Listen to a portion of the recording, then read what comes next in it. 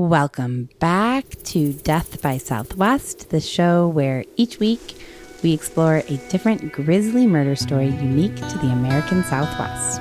I'm your host, Margot Carmichael, and I'm here with my sister and co-host, Jenna Gerald. That's Jenna, which I said that last time and then I cut it out because, why do I need to be like, that's Jenna? Because you repeat a lot of things. I repeat everything you say. It's pretty annoying. I'm going to work on that. Today's episode takes place right here in the state where we both live, the Grand Canyon State. Arizona. There you go, Arizona. It's also called I forget, but my puzzle referenced it as the vacation state of America. And I thought, really? I mean, I like Arizona, but not to vacation. But maybe because I live here. Yeah, think about it. We grew up in Chicago. If Mom and Dad said, we're going to Arizona to the Grand Canyon or to, I guess that's really about it. I'd say, it seems hot there. Yeah, that's true. That's true. But in the midst of winter in Chicago, maybe we would have welcomed it. Sure. Maybe not. Who knows? I don't mind the heat now. Kind of just, it's like you just get through it for a few months. Mm-hmm. You disagree? I do. Okay. Well, nonetheless, our story today takes place in Arizona, not in the same place that we live. We are in Tucson, and this story centers around the suspicious death of Adrienne Salinas, a 19-year-old college student from Tempe, Arizona, whose remains were found in a desert wash basin several months after she seemingly vanished from thin air in 2013. To this day, this case still has a frustrating amount of unanswered questions.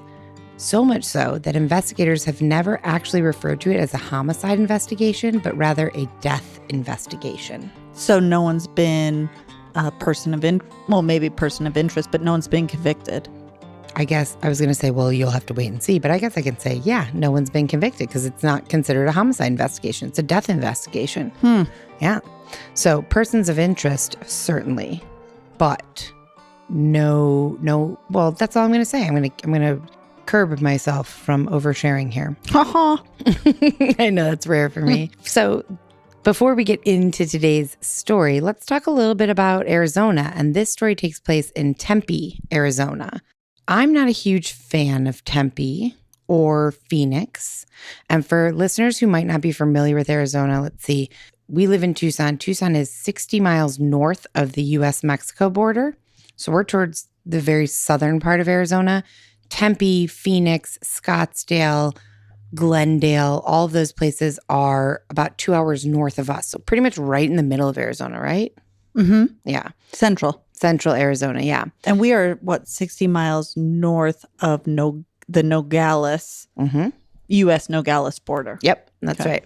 And Arizona's kind of weird. So I think we mentioned it last time, maybe not, but we just mentioned it now that we grew up in Chicago in the Midwest and moved out here when I was 18. Jenna was very, very young, 7. You were not. You were 14. And Arizona's a super interesting, weird place. And I want to talk about a few things about Arizona that do relate to our story today in one way or another. I'm not going to tell you how yet, but let's just chit chat about them a little bit. And it'll give people who aren't familiar with Arizona a kind of an idea of some things. I'm going to ask you to go way back into your 14-year-old brain. There. You're there. Okay, great.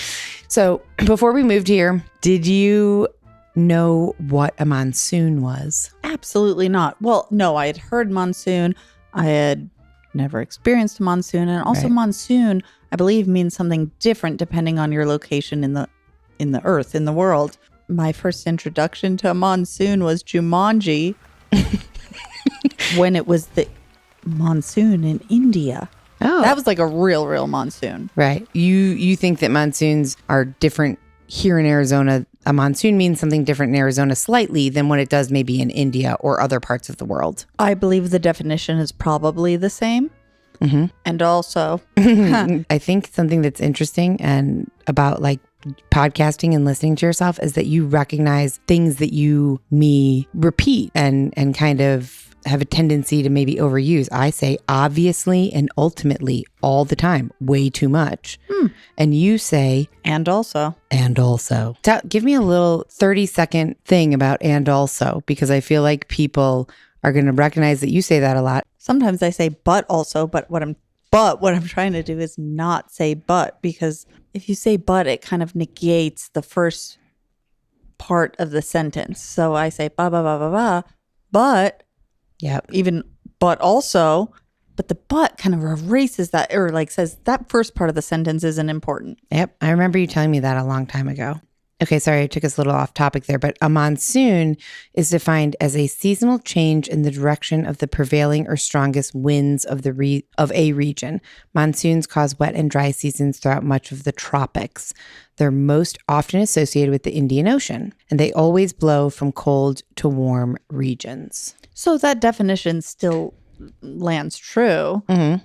Even if we're not in the most common area near the Indian Ocean. So monsoon season in Arizona is rainy season, serious rains, and they're often short and intense. What percentage of total annual rainfall do you think comes from monsoon season in Arizona? In that 2-month period? Yeah, 2 to 3 month period. 42%. No, let me back up. 57%. Wow, you went the wrong way. Shit. You were close to the first time and pretty close. Arizona receives 31.5% of its total annual rainfall during monsoon season. How many lightning strikes do you think happen during a typical monsoon? In that 2 to 3 months? No, one monsoon storm. 27. 500,000. What? Wow. I know that seems unrealistic to me. Maybe we should fact check that one. So what can monsoons cause? Fires. Oh, what? So a huge rainy storm causes fires? Would we because just of because the lightning strikes and hits trees and stuff. Yeah, that's what started some of the biggest ones on Mount Lemmon. Oh, interesting. Okay, what else can it cause is what you're asking? Think about we were driving home from picking you up from the airport in Scotland. Oh, haboob. There you go. A haboob. Monsoons typically cause dust storms, which here are called, well, maybe everywhere, I don't know, haboobs. It's common to see a wall of dust that reaches hundreds of feet into the air. And these high winds are caused by a thunderstorm and lift large amounts of dust, creating an intense dust storm, also known as a haboob. Which doesn't sound like, a dust storm. It can be mild, like anything, mild, medium, or intense. Sure. But there's some that you have to put on your headlights. You have to pull over. You can't see anything. Yep. It is like tan, brown. Like a whiteout, but brown. Yep. Yeah. And we're not talking about alcohol, a brownout. What's a brownout in alcohol? I know a blackout. Ticket back 2 hours. You're like close to getting to a blackout. You get a brownout there. Yeah. Wow, I never knew. Is that an actual phrase? Or did you make that up? I've heard people say it. I don't know. So what I want, and this again is pertinent to our story today, and that's why I want to talk about it. So in Chicago, we had ravines. In our backyard, our first house in Chicago, there was a giant ravine. And it was basically like the backyard. And then there's a significant drop off. It goes very downhill. Maybe there's a little water at the bottom and then quickly comes uphill on the other side. It's like a ravine. I don't know what else to call it. A ravine. Right. It's where the water rushes through something time after time after time again, right? And makes a groove in the land. So in Arizona, and I'm assuming other parts of the Southwest, but at least I can speak to Arizona, there is something called washes. Or what I learned today is it's actually called a wash basin. So a desert basin is a low-lying area surrounded by land of a higher elevation that receives less than 25 centimeters of rainfall per year, which seems strange to me. Well, and when it receives more or maybe more, then it's a river. It runs. Yes. Okay. So that was something that was new to me and happens here frequently during monsoon season, is that when we get those crazy rains, the washes fill up with water, and the water is flowing quickly, like a running river, honestly. And just as quickly, because we're in the desert, a day later, it can be totally empty and dry. So it looks like this like whitewater rafting river one day, and then the next day it's just sand and emptiness. It's super weird. So even if we get a slight monsoon, typically the mountains around us get a lot of rainfall. And then the 3 runoff. days later, the runoff from the mountains comes down, and that's where it all lands into the various washes. Dad said when we first moved here, he was bike riding along the Rito. So the bike path exists at the highest elevation of the wash. And then there's a big drop off down from there. He stopped and he was just kind of looking up and down the wash. And all of a sudden he was like, what is that? And he's looking up the wash and he sees water. Waves of water pummeling down the wash. And he said he started snapping pictures like as it's coming because right in front of his face, it's dry. It is just a sandy basin. And then, 50 feet up this way, there is pummeling water through this wash, rushing and then filling the wash. And he said it was really the coolest thing he ever seen. But do you know what that's called? What he experienced? No. Which many people in Arizona die of. A flood?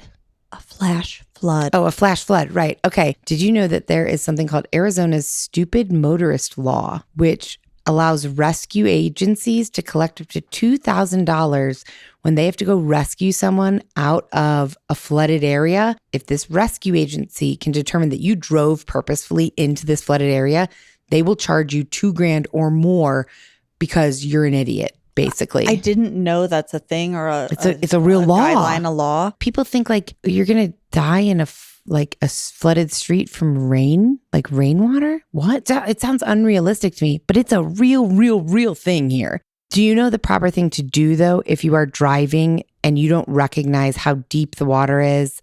Like, what do you, and you kind of like get stuck or you feel like you're going into too deep of a water. What do? You try and reverse? No, either drive really fast, but if you're stuck already, don't drive. You won't go anywhere. But if you get in there and it's like the water gets into the whatever pipe and you can't go anywhere, what would I do? I would get out of the car and go on top. Well, maybe I wouldn't.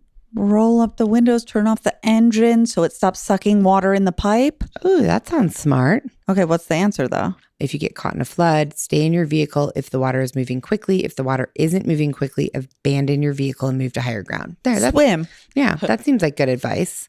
So the other thing about monsoons, the last thing about monsoons that I think is super interesting is that, well, first of all, people collect tons of rainwater here, which I've never saw, obviously, in Chicago. Like people have giant barrels. You collect rainwater. Like every time there's been a monsoon, Mark's been like, I got to put my buckets out and like collect the rainwater. That's a conscious human being here in the desert. One, because that's true. Also, you can get a tax break here if they actually install like a big water thing.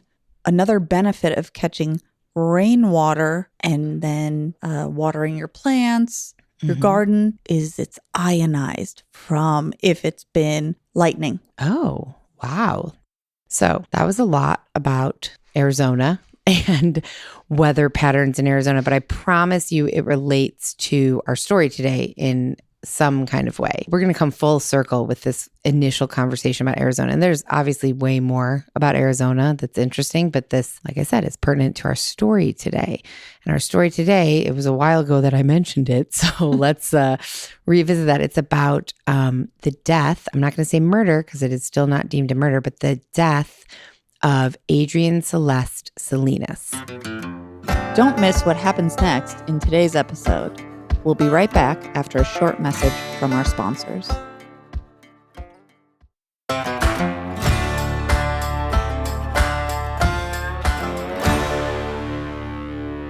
We're going to get to know her a little bit before we jump into this story. Adrienne was born November 5th, 1993. So 93. So today she would have been almost 30, 29. Right. And so in 2013, when this happened, she was 19. From what I gather, she had a very full life. She was described by family and friends as being vivacious, very motivated, very responsible, very full of life, which is an unfortunately ironic choice of words. And in hundreds and hundreds of pages of interviews with people who knew her after she was found dead, she was repeatedly described as being one of the kindest, sweetest people that anyone knew.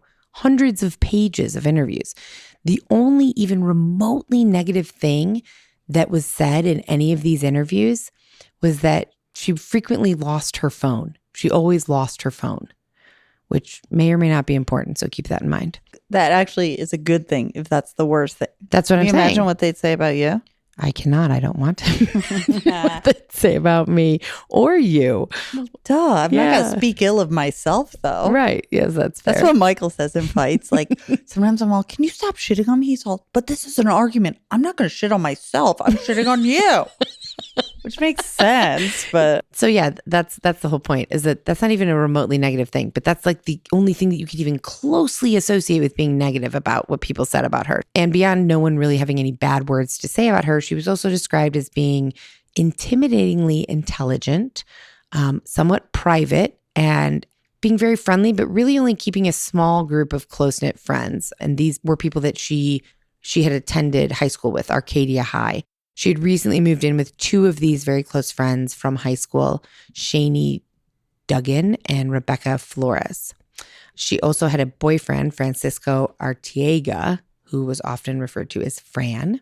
I say boyfriend, but there is some discrepancy in a lot of the research that I did as to, was he her boyfriend? Was he not? Because there's no question that the two of them were super, super close. They had known each other since 8th grade. I believe they went to prom together one year or something. She even slept over at his house frequently. Like, they were together all the time. But in a couple interviews, he claimed that they were kind of in an open relationship. There was no official label wasn't on defined. it. Right. But Adrienne's close friends said that she wanted it to be defined, that she wanted that label, or at the very least, she wanted to know that at some point in the future, that label would be there. They would be official. Her friends in an interview said that she went, when they would go out, she would get hit on. Guys liked her. They had an interest in her, but she only had eyes for Fran. Whether it became official or not before her untimely death is unclear. But just keep all of this in mind as we move through this story. So Adrienne was a college student attending classes at Gateway Community College with dreams of attending Arizona State University and one day becoming a journalist. She also had a job, but had recently had to take some time off due to coming down with valley fever, which, for those people who are not familiar with it, valley fever is a disease that happens when you spend time in the desert. It gets into your lungs and causes an infection. Fungal infection. Fungal infection, that's right. And you're familiar with this right now? My dog has it, and it made him lose a lot of weight. We're on, I think, month 3 of medication, and he's finally stopped coughing, vomiting, excuse my language, shitting, and he's gaining his weight back. It was a little bit touch and go. Yeah. Yeah, it was. Poor little pilot. So Adrienne came down with valley fever, and she was actually hospitalized and had to have surgery on her lungs due to the valley fever. And at the time around her death, she was still recovering from this surgery. She was close with her family, especially her dad, Rick Salinas. I saw a lot of interviews with him. He said that they spoke on the phone every single day. And even though she was an adult with a full life, she was kind of just starting off. She had just moved into this apartment, was living on her own. She always made time each week to go to dinner with him or go to the movies or spend quality time together. He said she was daddy's little girl, which I loved the way he talked about her. It was super sweet. And I hate that phrase and saying, it really rubs me the wrong way. I just wrote down daddy / Rick Salinas in my notes just to recall, to make sure I know his name. Mm-hmm. And also, I know you really dislike daddy. Yeah, I hate it, which is really interesting because my favorite job my favorite job is producing a podcast called Daddy Issues. And I hate it. I hate saying it. I just don't like it. I don't want to keep saying hate, but I really dislike it. It just is cringy to me. Daddy's little girl, or like calling dad daddy. Like, it just, ugh. Now I like it even. I felt neutral about it before, but now I like it. So, and there was quite a bit of people sharing personal thoughts and feelings. She was very well liked. But that's kind of, that gives you an idea of her. Responsible, smart, kind, private person with lots of good friends, and she had big dreams and goals. And she was young. She was 19. She was just starting off in life. So, what'd she do for work?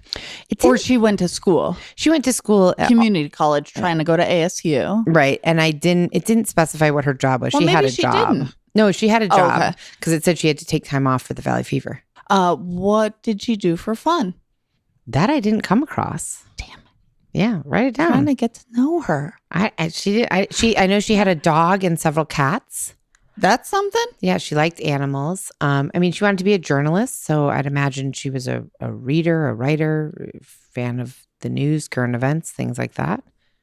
Right? I also, in my undergrad, was going to be, when I went to Flagstaff, my first major was journalism. I had no interest in it. It just felt right. It just felt, or not right. It just felt easy. Like, I don't know. I have to land on something. You know what my major was at U of A? Communications. Pre-law. I would have been a great lawyer. I don't have the discipline to go through law school. Well, also, actually, U of A is a really hard law school. Not undergrad, but law school to get into. I'm not saying you couldn't have. If I was a different human, I could have. Yeah, me too. I could have done a lot of shit if I was a different human. You could have been a doctor. I could have been a lawyer. No, I would never want to be a doctor. Okay, go on. Okay, so that's Adrienne. You know, again, the whole podcast is not about getting to know her. It is about this murder story. So I always feel bad because I feel like, how do you sum somebody up in like 5 minutes or a short description? It doesn't feel like I'm doing her justice, but I didn't know her. That's a small overview of Adrienne. And now we're going to kind of get into the last days and hours of Adrienne's life. So the weekend of June 14th, 2013 was supposed to be a busy, fun-filled weekend for Adrienne. She had several parties and celebrations. It was one of her friends' birthdays, and it was also Father's Day on that Sunday. But sadly, it seemed the weekend was a little bit doomed from the start. On Friday, July 14th, Adrienne was hosting a birthday party for one of her friends with her 2 roommates at their apartment, which was located just right up the street from ASU, actually. And the party had about 40 people in attendance. Party started around 10 p.m. and, drinks, games, everyone was having a good time, except for Adrienne. According to one of Adrienne's roommates, Shani, Adrienne wasn't in the mood for a party that night because she had been hearing rumors that her boyfriend, or, boyfriend without the terminology on it, Francisco, had allegedly been showing interest in other girls, or possibly one specific girl. That was unclear. But Adrienne, being the very sweet person she is, she did her best to put on a happy face and celebrate her friend's birthday with everyone at the party. But as it often happens, after hours and hours of partying and drinking, Adrienne's anger towards Francisco escalated a bit, and she outright accused him of not paying enough attention to her at the party. And in an effort to not kind of have this fight at a party at her house where there's a bunch of people, they decided they're going to go to his house to hash this out. So he was at the party. He was at the party, Okay. yeah. And she felt like he was ignoring her. And she kept it together until she couldn't. There you go. Yeah, I think we both have experience with that. Duh. So the 2 left the party around 2:30 a.m. Francisco was driving, and they went back to his apartment to discuss this matter more privately. They got there, they talked a bit. According to him, they couldn't come to a resolution. So she was like, just bring me fucking back to the party. He said, fine, I'll bring you back to the party. But somewhere along the way back to her house, in the car, Adrienne decided she couldn't even handle staying in the same car with him. And they were driving through Old Town. I think that's in Scottsdale, right? Yeah. It's a lot of bars. Yeah. It's kind of, I don't mean ritzy, but that's the first thing that came to mind. It's not ritzy. It's just bar heavy. Bar heavy, and also kind of, it's not like 4th Avenue here. It's like nice bar It's heavy. nicer. Yeah, it's a little bit fancier bars. But it's, a lot of stoplights, a lot of traffic, especially around that time, 2 o'clock-ish, when the bars are closing and everybody's trying to get home. A lot of cops. So they're driving through Old Town, and traffic was heavy, honestly, at that time of night. And at a red light, Adrienne was like, fuck this. I'm not staying in this car with you a second longer. Opened her car door, jumped out, and just took off. She just got out of the car in the middle of the conversation. She just hopped out without saying anything. That was the last time that Francisco ever saw Adrienne ever again.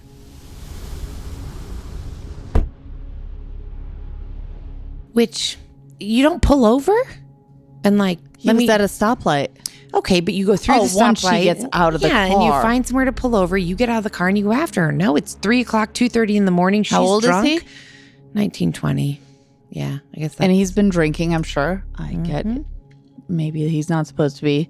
No, he based was, I'm on sure. legal age and driving. Sure. And also, Like, yeah, he's probably pissed at her too. Yeah. Like, words have been had. So he's probably like, middle finger you, girl. Yeah. So even though Francisco didn't chase after Adrienne, he did call her roommates and ask them to make sure that she got home okay. Supposedly her roommates, who were still at the party partying it away, went out looking for her, found her, and tried to bring her home. And apparently she took off again. She didn't even want to stay with them. She ultimately ended up back at her apartment where the party was still going strong. According to a few partygoers, she had a few drinks once she got there, but she was still clearly upset about Francisco and decided she was going to drive herself back over to his place, even though she had been drinking. So a few of these partygoers claimed that they tried to stop her, telling her, you've been drinking, please don't drive. A lot of other partygoers claimed they didn't even notice that she was there. Either way, she grabbed some clothes, put them in a bag, and took off. One person at the party claims that she peeled right out of the parking lot. That's the last time anybody at the party ever saw her. And if you remember, I said when she hopped out of Francisco's car, that's the last time he ever saw her. So she never made it back to Francisco's that night. And based on the bizarre series of events that occurred after she left her house, investigators were led to believe that foul play was involved at some point in the rest of this night. So at this point, it's about 3:30 in the morning, the early morning of Saturday. You know what time that is? The devil's hour? Ding, ding, ding. From 3 to 4, the devil's hour, yep. So it was about 3:30 and she left her house and was going to go to Francisco's. During this time, she called him 37 times, none of which he answered. And then at 3:44 in the morning, a call came in to 911. 911, what's your emergency? I just wanted to report the white Taurus-looking vehicle. They were going around the curb and hit something and then just had 2 flat tires. Apparently, Adrienne, as she was driving to Francisco's, calling him 37 times, I imagine frantically, she hit the median, which caused the 2 tires on the left side of her car to pop. So somebody saw this happen, called 911, and when investigators arrived at the scene, Adrienne and her car were gone. Investigators later stated that they believe after this minor accident, Adrienne attempted to then drive her car back to her apartment, but was unable to make it and ditched her car about a block from the home because she's driving with 2 blown out tires. It's hard to do. On one side. On it's one not side. Even one and one diagonally. Yeah. Ooh. Yeah, she drove as far as she could on those tires, ditched her car, and walked the rest of the way back to her apartment to change her clothes and drop off her car keys. And then she leaves the apartment, gets back on her phone, and starts calling Francisco again. And surprise, surprise, he doesn't answer. A decision that I would imagine he's seriously regretting nowadays. Maybe it also wasn't an active. Maybe he went home and went to bed. That's true. He may have passed maybe out. An active decision. That's completely fair. But she left him a message or sent him a text. It's unclear, saying that she would be at his house by 5 a.m. She's coming back over. But she had no car, and Francisco wasn't answering to drive her. So she called a cab. The cab said he'll pick her up at the AM/PM gas station a half a mile from her apartment, which is super confusing. There's a lot of questions there. Like, why not just pick her up right in front of her apartment? Why would she say pick me up at the gas station a half a mile away? What's your first thought? My thought is that she was embarrassed that she crashed her car and maybe there were people still at the party or people or her roommates, or maybe she just didn't want anyone to see her getting picked up by a cab. And because they'd say, where's your car? Exactly. It would raise questions. That's the only thing I can think. Okay. My first thought was, I forget my first thought. Oh, this was my first thought, which is stupid. This isn't it. But her 2 roommates plus her are underage. Mm-hmm. And so I don't know. That's maybe true. A little paranoia about the drinking and stuff. Yeah, but she's been drinking for a lot of hours at this point. Is she that privy to is she thinking that clearly? Yeah, I don't think so. But That's that was true. my first thought. Regardless of the reason of why she decided, and I don't know if it was her who said pick me up at the gas station a half mile away or if it was the cab driver who said that. I'd imagine it was her. Either way, she never made it to the AM/PM. Video surveillance of the gas station from that night shows the cab pulling into the parking lot and waiting for her, but she is nowhere to be found on the footage. According to the cab driver, he spoke to her 3 times on the phone after she initially called the cab. But what happened after that last phone call is a complete mystery. So remember I said Adrienne and her dad talked every day. Yep. Okay, so Saturday, he didn't hear from her, which was a little bit weird. He began to worry. He called her. She didn't answer. It actually went right to voicemail. And by Sunday, when he still had not heard from her, and Sunday is Father's Day, and there is a Father's Day barbecue planned that she had been an active part of planning this celebration with her dad and her family, when by Sunday he hadn't heard anything from her, she had not returned any of his calls, his worry began to escalate a lot. So he went to her apartment on Sunday to check on her, and when he arrived, the door was unlocked. Oh, that's always a bad sign. Now, she has roommates, but they weren't there at this time. So her dog and her cat were inside, but no Adrienne. So now he was panicked. She's not answering his calls. She's not at her apartment. So he began calling her friends. So he called the roommates. He called the roommates. He called other friends. He called Francisco. He called everybody that he could think of that might know. With each call he made, his heart sank a little bit deeper and deeper because every friend had the same response. They hadn't heard from or seen Adrienne since late Friday night, early Saturday morning. So at this point, he was full-blown panicked, and he called 911. 911, what's your emergency? I said, my daughter's missing. She's not a runaway. At that point, our officers actually started doing a canvass of the area. Adrienne was officially reported missing on June 16th, 2013, Father's Day.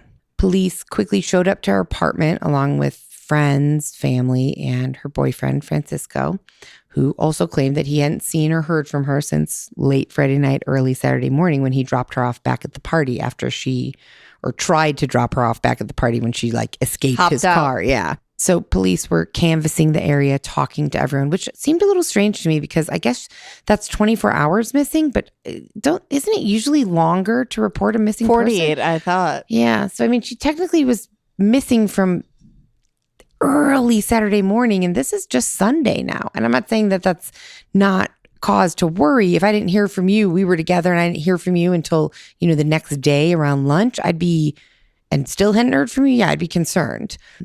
So on Sunday, on Father's Day, after the police report has been, he's filed a missing persons report, Rick, Adrienne's father, and her boyfriend-ish, Francisco, decided to retrace her steps to the best of their knowledge. What they knew, how her night went, they were going to try and retrace that. So Rick began walking around her neighborhood, starting from her apartment. And after a few minutes of walking around the block, they noticed her car parked on the side of the road, and upon closer inspection, discovered the 2 flat tires and a dented fender. Rick said that this is when the reality that she was really missing and something was wrong hit him pretty hard. He really broke down. In the days and weeks following this, he searched tirelessly for Adrienne. Missing signs were all plastered throughout the neighborhood that said, Adrienne, 19 years old, missing from the area of 5th and Roosevelt between the hours of 2:30 a.m. and 4:30 on Saturday. If you've seen her or know of her whereabouts, please call. You don't want to miss what happens next in today's murder story, so don't go anywhere. We'll be right back after a short message from our sponsors.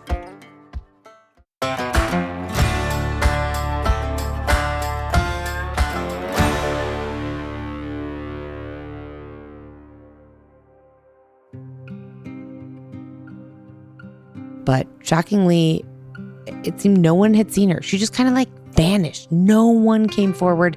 Police interviewed all 40-ish people at that party.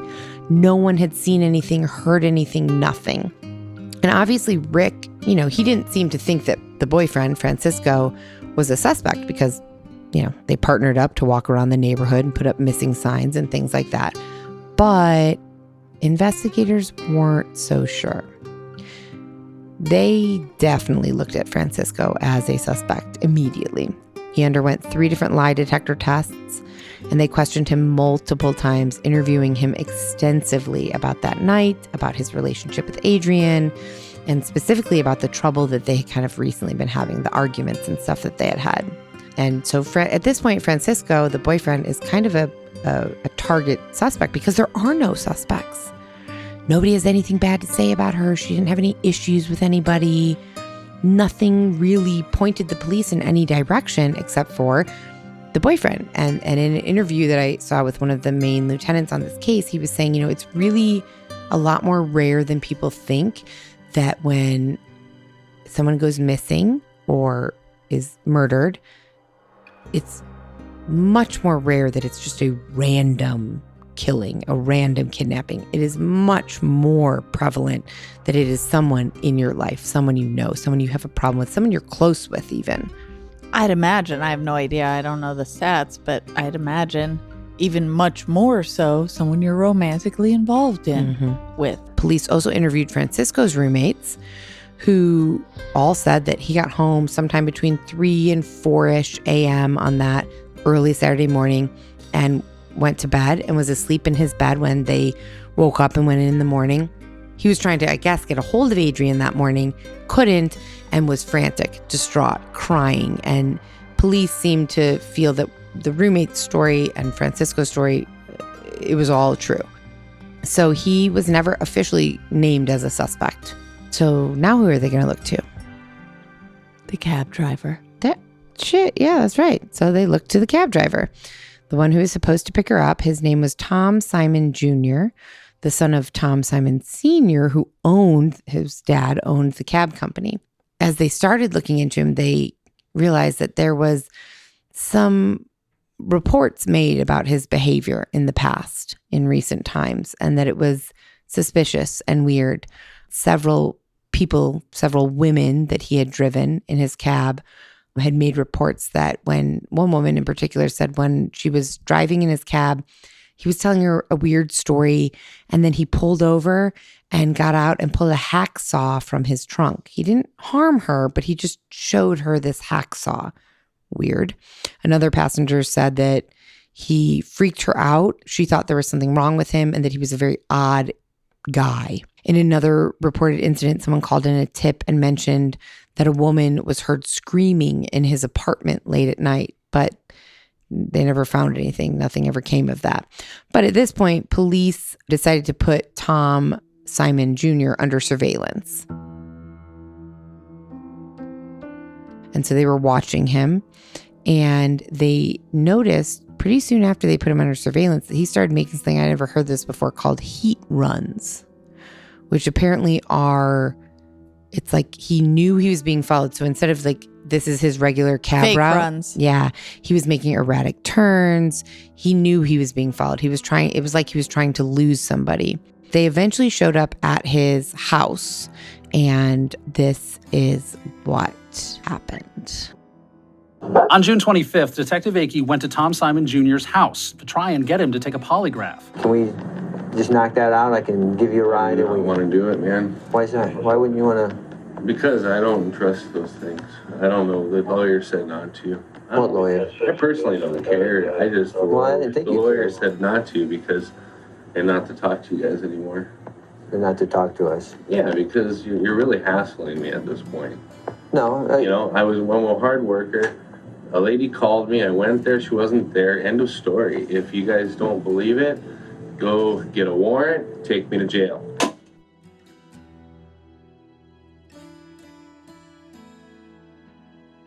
That's exactly what police did. They got a warrant for his cab, his apartment, and his DNA. And they searched all of it and found nothing. There was no trace evidence, no DNA evidence connecting him to Adrienne. So he also was never officially named as a suspect. I don't think he's the one that did it. I have no reason why. All I know is what you've presented and what you just said. I just heard him, and it was like, it's not like he felt super calm. And also, yeah, I agree. Like, if you're coming at me with like cops and polygraphs and all this dog shit, like, yeah, I'm going to ask my lawyer. Of course. Ultimately, he was never officially named a suspect. He was, after a lot of hubbub about him, he was let go. And then there was another suspect. And this one is a weird one. Is it her dad? Not what I'm about to say. Come on, that would have been cool. Is it her daddy? So a third potential suspect kind of came up. His name is Brian Patrick Miller. He was also known as the Zombie Killer. He had previously been accused of killing 2 other people, both found during the early 90s. And reports indicated that he had attended a party about a mile from Adrienne's house that same night. So police questioned him, and there's so much I want to say about this guy, but I just can't because it's going to be another episode, and it's a mind-blowing episode. But ultimately, no DNA was found to link him to the case, so they had to rule him out as a suspect. So 3 people of interest, which all amounted to nothing. No DNA, no reports of anyone seeing anything that night, no anything. It was pretty much like she called a cab and then disappeared into thin fucking air. So another peculiar piece to this story is, aside from the fact that there's literally no witnesses, no evidence, no nothing, it has to do with her cell phone. So in the police report, there is a mention of a BlackBerry cell phone, but it is never stated whether this is her phone or not. But it stated that it was found on the driver's seat of her car with a notebook. Police supposedly photographed the phone in the car before giving the car back to Adrienne's family. But about a day later, a detective noticed that the car had never been impounded and actually really searched for evidence. So by the time that they went and got it back, towed it to search it for evidence, the phone and the notebook were no longer in the car. Apparently, Adrienne's mom did have the notebook. Once police kind of noticed that these things were missing from the car, they asked. Mom had the notebook, but no one had any idea where the phone was. The phone's just gone. It was there. They took photographs. Car went to the family. Now the phone's gone. Never to be found. Where do you think the phone is? I have no fucking idea, but I think that is such a bigger piece to the puzzle, because if the phone and the notebook were together on that seat, the mom has the notebook. It was never but it's said. Never put into evidence or anything. I from don't what know. You know. Yeah. I don't know. But the cell phone was just gone. And so apparently the last phone call she made was at 4:43 a.m. on Saturday morning, and it pinged a cell tower near her apartment, which sounds helpful to me, at least initially when I heard that. But apparently cell tower info is not really as helpful, at least back in 2013. I'm not quite sure today, as people would think it is. So even though that particular cell tower that puts her in the vicinity of her apartment at 4:43 a.m. was pinged, technically she could have been miles away from there. Ben Levitan is an expert in cell towers. He's been a witness in court talking about this kind of thing. He says cell towers can put a phone in a general area, but that's about it. They know you're connected up to a cell tower, and they know if you're north, south, east, or west of that cell tower. That's all they know. That's going to be about 12 square miles. And once that phone's turned off, we don't know. Levitan says what could tell police exactly what Adrienne went is her phone. The phone that went missing. I heard that. The cell phone tower that was pinged was right near her apartment. And that's the last call she made. That must be where she was. That's not necessarily true. The cell phone expert also said that what would be really helpful is having her actual cell phone. I don't know what information could be pulled off of that would be helpful, but he said that would be way more helpful than just having the cell phone tower ping, but they don't have the phone. The 2 things that come to mind is the content of the cell phone, the text messages, Sure. the calls out, anything. Sure. And also maybe location services can be more precise. Maybe, I don't know. Maybe. I really don't know. There's nothing. We're weeks into her being gone. We have a cell phone tower ping. We have 3 potential suspects that were never actually named as suspects. And that's it. Her dad at this point quit his job to dedicate all of his time to looking for his daughter, which was unfortunately an endeavor that would turn out to be pretty fruitless. Because on August 6th, 2013, a man walking through Weeks Wash behind his home in Apache Junction at the base of the Superstition Mountains spotted what appeared to be mummified human remains. And the question that everyone had been asking themselves for about 2 months now, was Adrienne alive, was about to be answered. and not in the way that anyone had hoped for.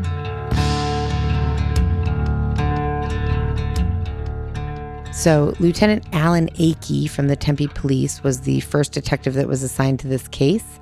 And he said that when they found these remains, they found a bracelet nearby, which kind of immediately put off something in his brain for some reason. He thought, this might be Adrienne. But he was holding out hope that it wasn't. Unfortunately, that hope was immediately quashed when DNA results confirmed that the identity of the remains were, in fact, Adrienne. It was essentially just a skeleton, and not all of a skeleton either. Curiously, the cause and manner of death were never determined from these remains. So the autopsy report, goes through, and I have the autopsy report actually, it goes through all of these different bones, specific bones in her body, but very specifically does not mention her hands or her head. So for a long time, authorities would not confirm or deny that. The autopsy report was not released to the public. And of course, things get leaked. People find things. And that became a question. Why isn't her head or hands mentioned in this? And authorities refused to elaborate or comment on this at all because they claimed it was part of an ongoing investigation. Her poor dad, this is a quote that he said, he remembers the moment he got the call. He said, "I think I put my feelings aside and had to face the challenge of telling everybody. I kind of felt like I was going to faint or something. I was at my parents' house. I was outside and I had to walk in and tell them that she's gone. And then I had to hear the cries of my parents." So the detectives on the case said that the thought is that she was buried in a shallow grave upstream a little bit.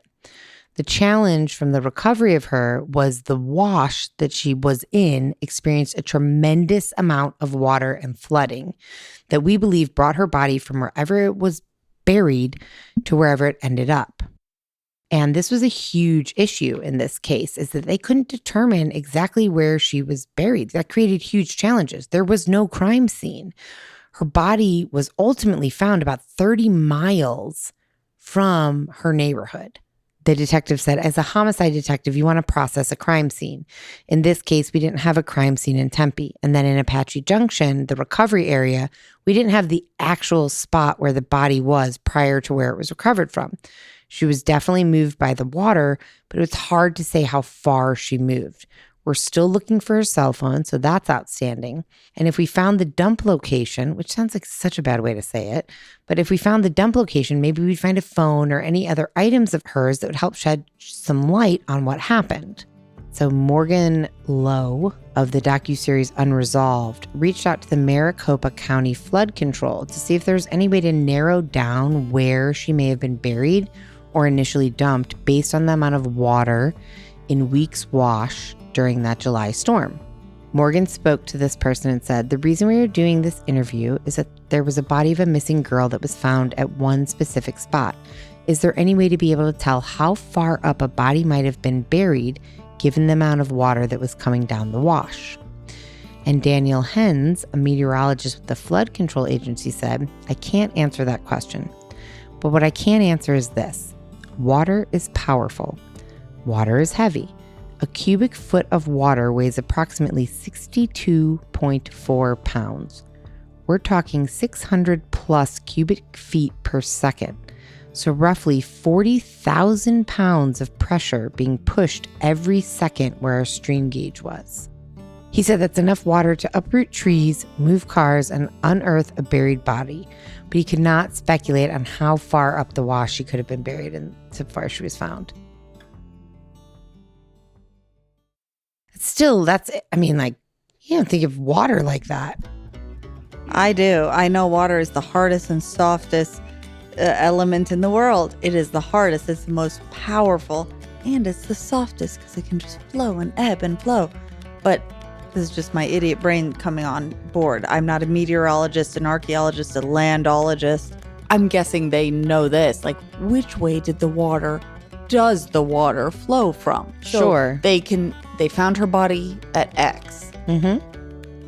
They can find the X, where the water can start flowing. So it's somewhere between Y and X. Sure. I think that they had that general idea, but they still didn't find her cell phone or any of her personal belongings or anything that looked like a burial site Because everything got washed out in the wash. There you go. So, as if this wasn't curious enough, the story continues to get curiouser and curiouser when we look at the autopsy report, which indicates, like I said, that her entire body was not necessarily recovered from where they found the majority of it. The autopsy report notes that in addition to DNA, Salinas was identified through a comparison of hospital records, specifically through images of her thorax between her neck and abdomen. She had had surgery on or around her ribs in January, which was the valley fever surgery, lung surgery. The autopsy report contains the following statements. The condition of the found remains was consistent with the body being in the desert for the same amount of time Adrienne had been missing. So indicates that she probably died around that weekend. When did they find her? She died around July-ish, 2013, right? Well, she was reported missing June 14th. Oh, June 14th. Okay. And she was not found until August. Okay. So a month-ish plus later. Yeah, she was found August 6th. 7 weeks. 2 months, yeah. So there were no obvious signs of trauma or serious injury observed to what was remaining of the skeleton. So the bones that were there didn't appear to have any injuries to them. The cranium and the top 2 vertebrae were missing. And there were no tool marks and no evidence of intentional decapitation. What are your thoughts? It's a head scratcher. I don't know. How can you? What an interesting comment. Also, I'll tell you mine. Okay, tell me. My first thought was no one lobbed her head and her hands off. She somehow ended up there, fell, hit rocks, fell in the wash, and through the motion and speed of the wash, hit her head. I don't know, got her head lobbed off. But, which would make a good statement, except for she was reported missing June 16th. The huge monsoon wasn't until July 21st. Okay, but was there a medium monsoon before then? Mm-mm. There was no monsoon, nothing. It was dry as bones. Oh, well then someone killed her. Okay, well, thank you. Yeah. We just don't know who. We just don't know who. So, but also, what about what you just said, where there was no sign of any tools? Tool marks or no evidence of intentional decapitation. This is also in the report. No evidence of animal depredation in the form of gnawing is present. A few circular skin defects may relate to pecking from scavenging birds, although no major bone damage is noted. No sun bleaching is noted. No longitudinal cracking is present. So, I mean, ultimately, that's about it. But that lets me know what you think you know is that it was a murder. Someone lobbed off her head somehow and her hands, perhaps? Yeah, I mean, I do think that. I don't think that this intelligent, able-bodied person, while she was drunk that night, wandered off, fell, hit her head, and just died of natural causes out in the desert, and then happened to, fall into a wash or be blown into a wash by wind. And then a month later, when there was a monsoon, she was carried downstream. No, I don't think that. I think she was murdered. Absolutely 100%. So sadly, outside of that autopsy report, that's it. There are so many remaining questions. How did she end up 30 miles from home? When did she die? Was it that weekend she was reported missing? Was it a week, 2 weeks, 3 weeks later? What was the cause of death? That still hasn't even been determined. Is it a cold case? Like they're no longer investigating? Oh, they are. They are still investigating it. So the most recent information that I could find was within the past 4 months. This new detective and police got a tip about or from, I'm not sure, an inmate at the Cochise County Jail. Unfortunately, it ended up being a dead end, but it kind of led them to a new area of investigation. So they started trying, instead of just trying to figure out where her cell phone was before it was shut off, they started trying to isolate all cell phones that were in the immediate area where she was that night at 4:30 in the morning, and also the cell phones that were there and in the area where her body was found, either that same weekend or around the time her body was found, to see if any connected. to see if there was anybody who was in the area that she was that night, and then also in the area where her body was found that next day or around those few days. And they found a lot of people who were, surprisingly. I guess I've never been to Apache Junction, so I'm not quite sure what it's like, but it's somewhat residential from what I understand. So they found a lot of people who were, but they had an alibi. They didn't fit the description. They, for whatever reason, didn't check out. All the phone companies that they served warrants to get these records complied immediately, except for T-Mobile. T-Mobile is the only company that refused to turn over their phone records. That is the last little lead that detectives are now hanging on to, is that perhaps whoever murdered her was a T-Mobile customer that they are unable to pinpoint now because they don't have that record. Who of her friends/family was T-Mobile? Wow, that's a great question. I would imagine they've looked into that, but I don't know. I didn't see. That's a really interesting question. Also, I'm so glad I have T-Mobile. Do you really? Yeah, I used to have Sprint. It turned into T-Mobile. T-Mobile bought it. T-Mobile sounds shitty. I used to have, maybe it is shitty, but yeah, I have T-Mobile. Oh, T-Mobile. So, T-Mobile. So if you ever murder anybody, they're not going to hand over your records. I have AT&T. You're fucked. So they have nothing. Nothing. And it's almost a decade later. Yeah.